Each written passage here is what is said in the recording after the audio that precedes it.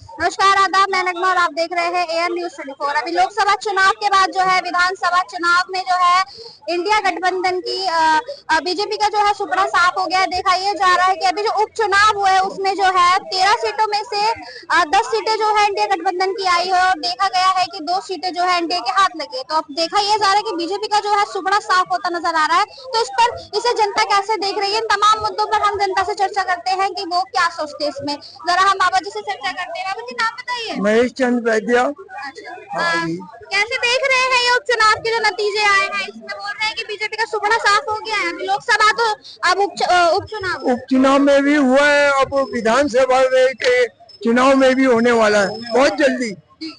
या तो आप बोल लीजिए या मुझे बोलने दीजिए। कोई बात नहीं, आप भी बोल लीजिएगा। नहीं, बाद में बोल लीजिए। हाँ, क्योंकि कारण ये है कि मोदी जी खुद बुरे नहीं है, उनकी जो टीम वर्क कर रही है ना वो सेटिस्फैक्ट्री, पब्लिक के सेटिस्फैक्ट्री काम नहीं कर रही है।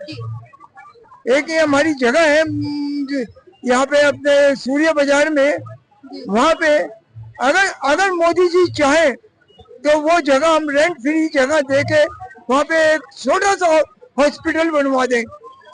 ये सूर्य बाजार भगीरथ प्लेस 1853/2 2 फ्लोर की जगह है। अगर मोदी जी चांदनी चौक में विधानसभा में लेना चाहते हैं सीट, तो उसके लिए तो चांदनी चौक के लिए कुछ करना पड़ेगा। अदरवाइज आप कर तो रहे हैं मोदी जी, बेटे मोदी जी देश के लिए कर रहे हैं, चांदनी चौक के लिए कुछ नहीं कर रहे हैं। ये भी तो देश का हिस्सा है चाचा। बेटा देश का हिस्सा है, मैं नहीं कह रहा हूँ नहीं है, लेकिन पब्लिक भी तो अपना हित चाहती है। ये देश के हित में से पब्लिक का हित हो जाएगा। बताइए, चलिए ये तो चर्चा होती रही है, बताइए चाचा क्या लगता है कितने साल चलेगी मोदी सरकार? बेटा अगर यही हाल रहा तो बहुत जल्दी गिर जाएगी। बहुत जल्दी? कितनी जल्दी?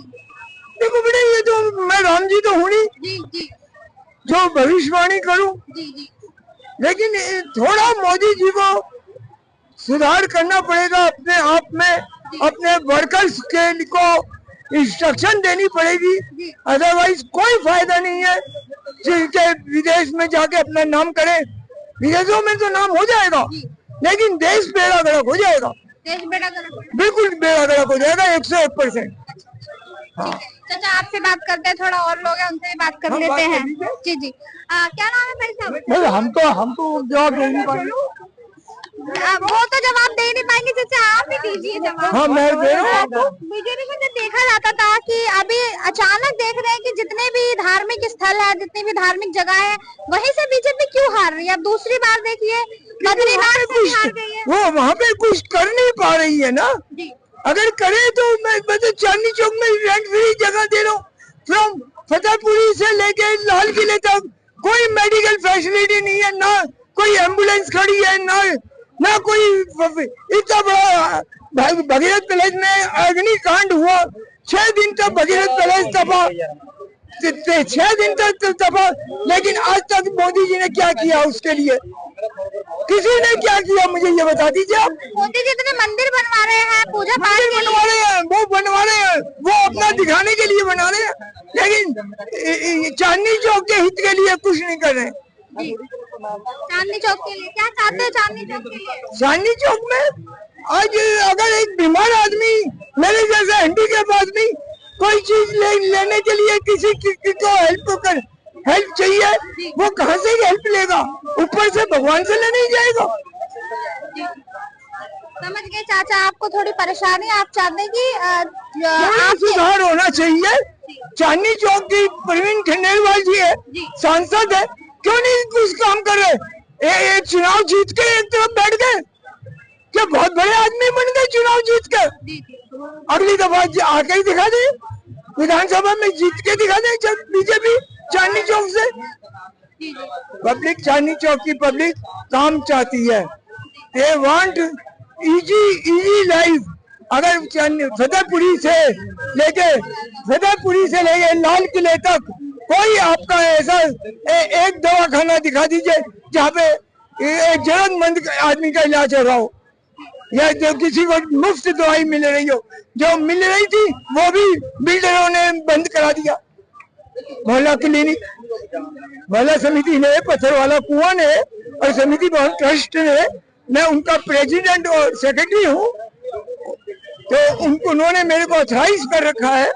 तो मैंने जैसे जैसे एलजी महोदय अनिल कुमार जी, श्री अनिल बैजल जी ने इसका उद्घाटन करवाया था, बना था।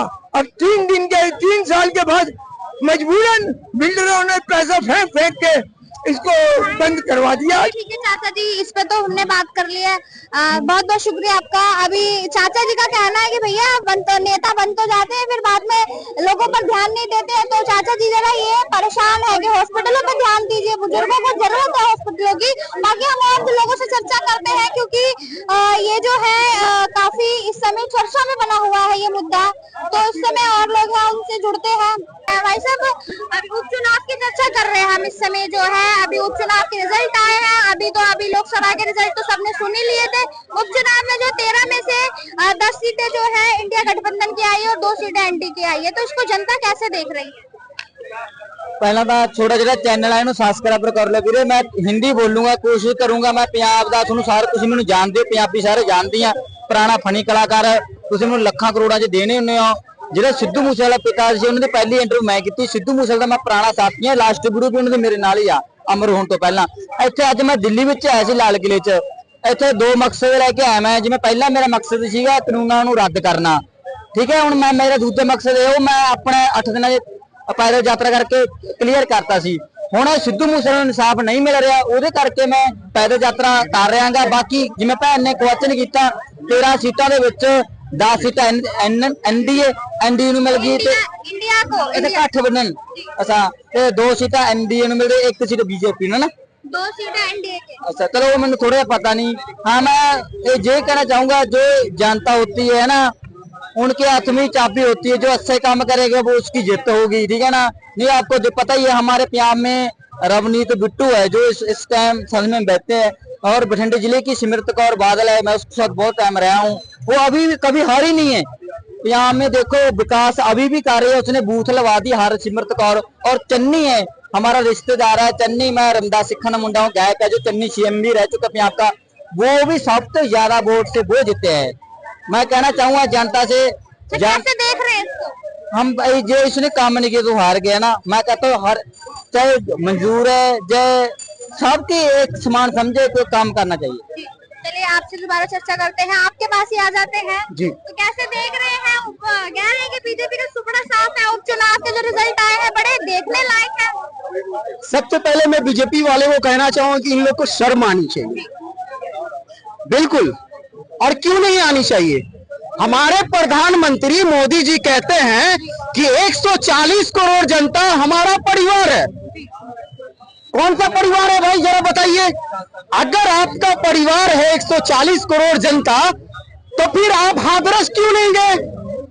आप मणिपुर क्यों नहीं गए? नहीं, हमें आप बताइए, हाथरस में जो 150-200 लोग मारे गए हैं, देश के आप प्रधानमंत्री हैं, आपका हक बनता है, आप ही का कहना है कि 140 करोड़ जनता हमारा परिवार है, तो फिर आपको जाना चाहिए ना। मोदी जी, अगर आपके परिवार में कोई डेथ कर जाएगा आपका भाई, तो आप जाओगे, और जिसको आप परिवार कहे वो आपका परिवार नहीं है। अरे उन पे और भी तो जिम्मेदारी है, विदेश दौरा संभाल रहे हैं। बिल्कुल एकदम सही बात बोले। विदेश दौरा संभालने के लिए उनके पास जिम्मेदारी है। उनको अंबानी के बेटे के शादी में जाने के लिए जिम्मेदारी है उनको। एक मिनट भाई, ऐसे डिस्टर्ब मत करो, ठीक है। तो यही सब बात है, और क्या कहेंगे? बहुत ऐसी बात है। उनको साउथ इंडियन खाना खाने के लिए अंबानी के बेटे के शादी में उनके लिए उनको फुर्सत है, ठीक है, और किसी चीज के लिए फुर्सत नहीं है। अच्छा सवाल सुन लीजिए जरा। सवाल ये है कि आखिर जो तीर्थ स्थल है उससे ही क्यों बीजेपी हार रही है? अभी तो अयोध्या का सुना ही था, बद्रीनाथ में भी। अब आप देखिए ना, उपचुनाव जिस तरीके से हुआ है, प्रधानमंत्री जी कहते हैं कि हम देश के लिए बहुत अच्छा काम कर रहे हैं, तो बार बार आपको देश की जनता नकार क्यों रही है? 10 सीट में इलेक्शन हुआ, आपको कितना आया? शर्म लगा आपको? मात्र 2 सीट आया, 2 सीट, 2 सीट आया, 2 सीट, ठीक है ना? और 8 सीट आया है गठबंधन को। अगर मैं सिंगल कांग्रेस की ही बात करूं, अगर बीजेपी वाले यहाँ पे कोई खड़े हैं तो मोदी जी आपसे ज्यादा उनको भी कांग्रेस को आया 4 सीट। तो फिर आप किस काम के, जो जनता आपको नकार रही है? कैसे आपको प्रधानमंत्री का पोस्ट दिया गया, ये तो बताइए। अब तो बद्रीनाथ में भी हार गए हम। अरे हर जगह से वो हारेंगे, और 6 महीना पूरे ऐसा क्यों हो रहा है? रिस्पेक्टेड हमारे साबिर भाई, मुझे लग रहा है अभी नींद में है, अभी सो रहे हैं। तीसरी बार मोदी जनता देख रही है कि हम सो रहे हैं। कैसी बात कर रहे हो? अनभक्त का लेख लिए। तो तू क्या है और जागना भाई? तू क्या है? अरे भाई तू जनता देख रही है यहाँ जागे हुए, तुम कह रहे हो कि हम सोए हुए हैं, तो हम क्या बोलेंगे? तो मान लिया मैं, जाहिर सी बात है, बता दो। हम देशभक्त हैं। इंडिया जीत गया है और एनडीए को 2 ही सीटें अरे मैम, उपचुनाव है, अगर इतनी मजबूत थी गठबंधन तो क्यों नहीं सरकार बना ली? तो आगे धर्म जहाँ पे ये तीर्थ स्थल होते हैं वहीं से क्यों हार? अरे यार, आप लोग तीर्थ स्थल का क्यों मुद्दा उठाते हो? धार्मिक मुद्दा क्यों उठाते हो आप लोग? बाहर के वो एक प्लेस है, वहाँ पे वहाँ के लोगों ने नहीं समझ आया, उन्होंने इंडिया गठबंधन को वोट मार दिया, बात खत्म। बस बात खत्म। बात खत्म। कैसे देख रहे हैं? ऐसे कैसे बात खत्म कर दिया जाएगा? क्यों धार्मिक क्यों? ऐसे कैसे बात खत्म कर दिया जाएगा? हाँ? बात नहीं खत्म किया जा सकता है।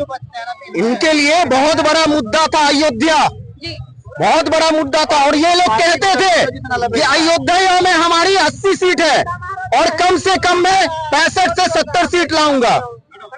क्यों आप इतने पर अटक गए? क्यों इतना कम आया आपको?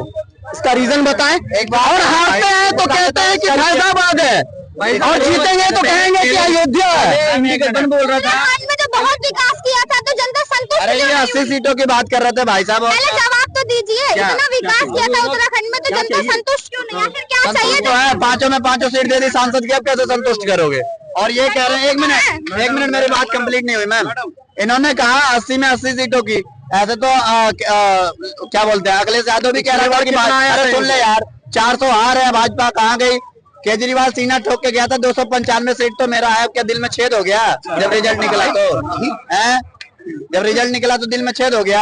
लेकिन सबसे पहले चिल्लाने वाले तो भाजपा वाले हैं कि मानवे नहीं करेंगे। 400 पार, 400 पार, बड़ा बड़ा बोर्ड लग रहा है दिल्ली में, सब जगह, हर जगह 400 पार। अरे भाई तो कुछ तो मान लो यार। चलो ठीक है 370, क्यों 370 भाई? क्योंकि 370 जम्मू में हटा है, इसीलिए 300। मैडम 15 लाख कहाँ गया? 400 पार की बात कर रहे हैं। इनकी विपक्ष की पार्टी, एक पार्टी भी 100 का आंकड़ा नहीं छुपाई, एक पार्टी भी 100, एक मिनट मैडम, एक पार्टी भी ट्रिपल डिजिट का आंकड़ा नहीं छुपाई, 100 का आंकड़ा। ये मोदी जी को 400 पार कराने में आते हैं। ये तो ये अयोध्या की, चलो मान गए हम, चलो हम मान गए कि हमने 100 अरे सुनिए, ये अयोध्या को लेके बड़े उत्साहित है। 2027 में बड़ी जीत हुई, 2027 में वही अयोध्या, उसी अयोध्या से इनके हार की शुरुआत होगी। अयोध्या का अर्थ क्या होता है भाई, तरह बताइए तो? क्या अर्थ? अयोध्या का अर्थ क्या होता है? ये सब नहीं जानते अर्थ का मतलब क्या होता है। कभी ना पराजित होने वाला।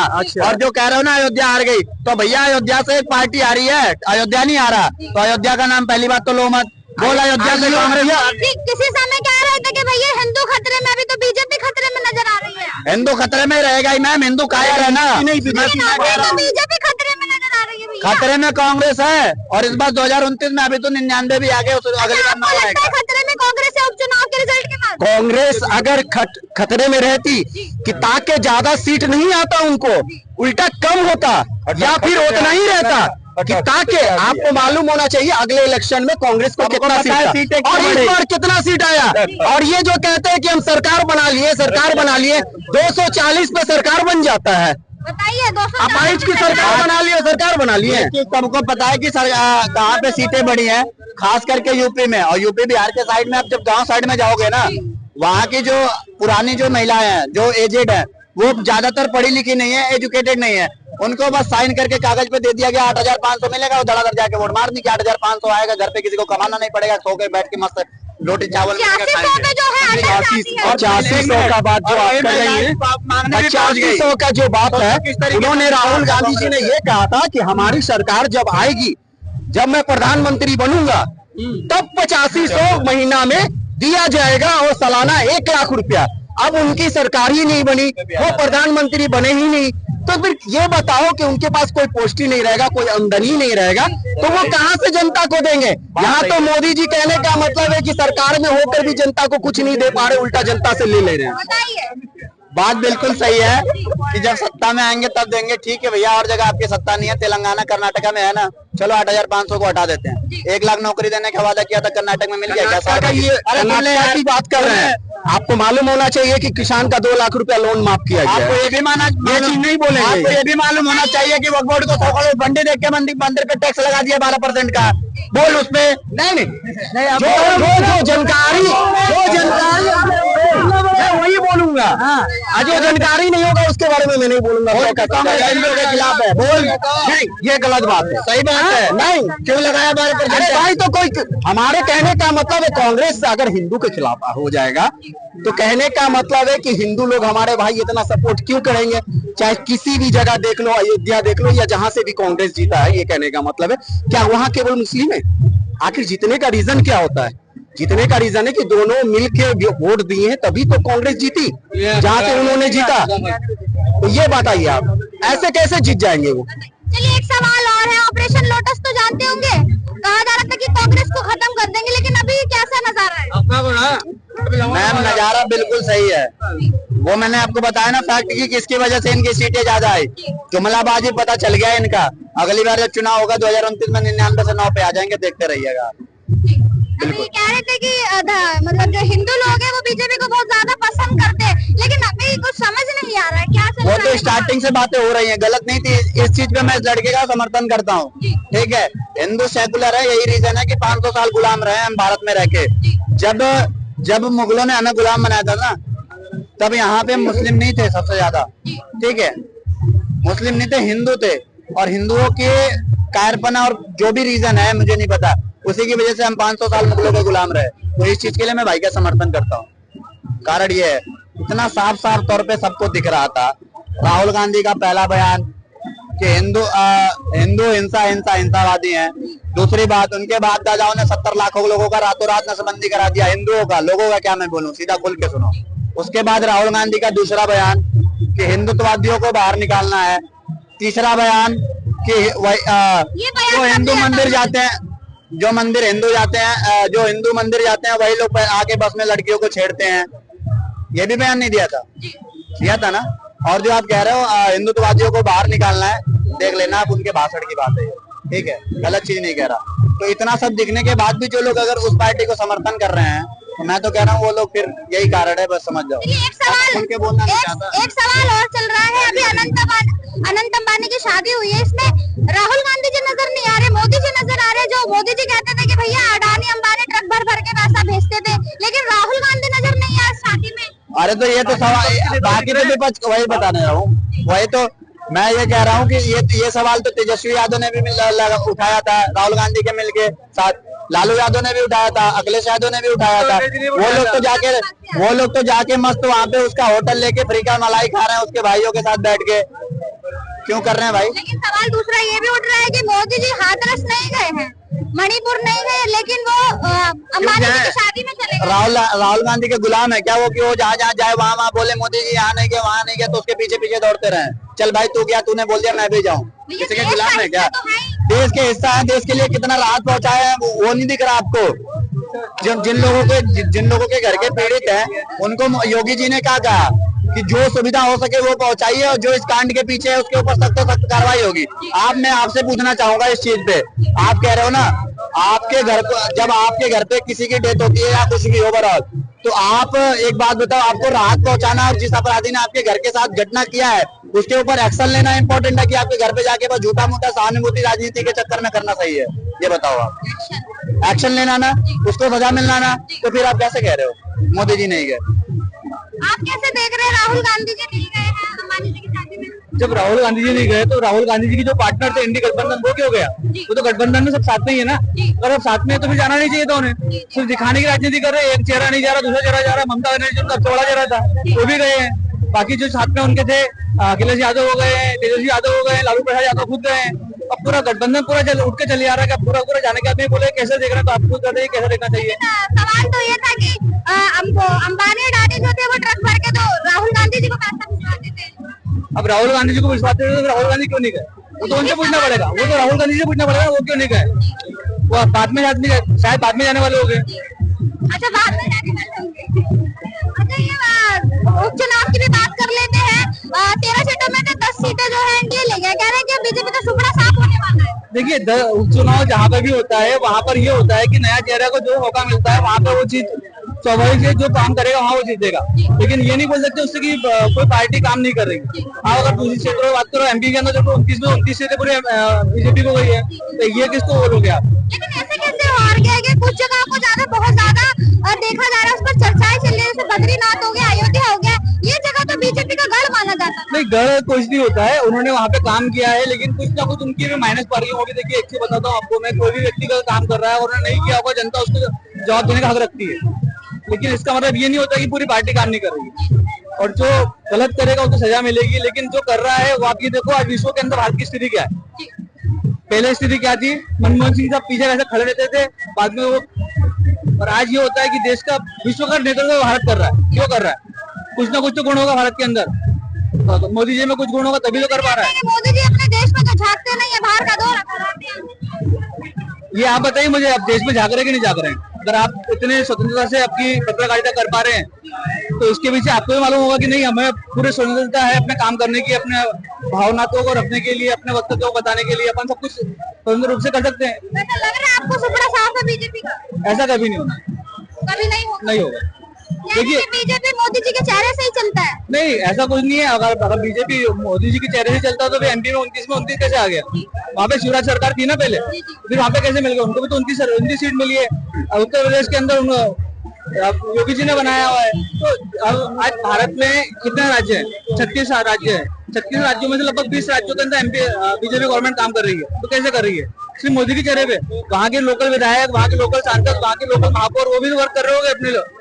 आदमी तभी जीत पाता है, तभी काम कर पाता है, जीत पाता है, तब वहाँ पे काम हुआ होगा। पब्लिक पागल नहीं है जो एक ही पार्टी को लगातार 3 बार सरकार बनाने का मौका देगी। कह रहे हैं आप ज्यादा दिन नहीं चलेंगे, आपको क्या लगता है कितने दिन तक चल सकते हैं, कितने साल तक? देखिए, विधायक का चुनाव अलग होता है और सांसद का चुनाव अलग होता है। अभी जो चुनाव हुए, विधायक के चुनाव हुए, उसके केंद्र सरकार को वो फर्क नहीं पड़ता। लेकिन ये है कि उन्होंने गलत किया होगा, तभी वहाँ पे सरकार को हार का सामना करना पड़ा। अभी विधानसभा के चुनाव है कुछ समय पहले, तो क्या देख रहे, क्या होगा नजारा, क्या सीन होगा? विधानसभा किस क्षेत्र के लिए?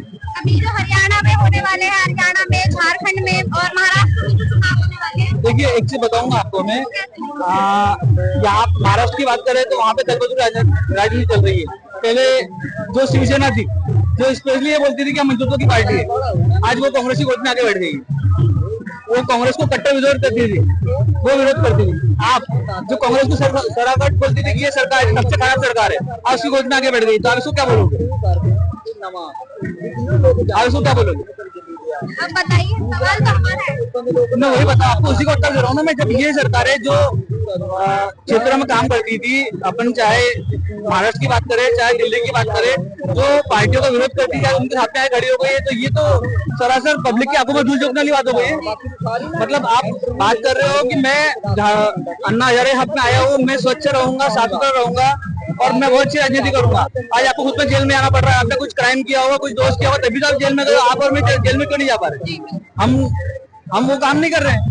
उन्होंने वो कुछ गलत किया होगा तभी उनको जेल में आना पड़ रहा है। बहुत बहुत शुक्रिया। ये जो हमने चुनावी अभी जो उपचुनाव के रिजल्ट आए हैं, इस पर जो है कहा जा रहा है कि बीजेपी का सुपड़ा साफ हो गया है, साफ होने वाला है।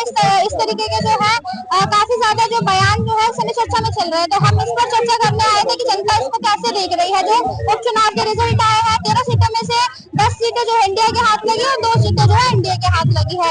तो इस पर हम चर्चा कर रहे थे, आपने सुना ही जनता क्या सोचती है। बाकी अडानी अंबानी वाला जो मैटर चल रहा था, उसमें अंबानी जी की शादी में, अनंत अंबानी की शादी में जो है राहुल गांधी जी नहीं दिखे, मतलब नहीं आए। तो ये भी एक चर्चा का विषय है, इस पर भी हम बात करते रहेंगे।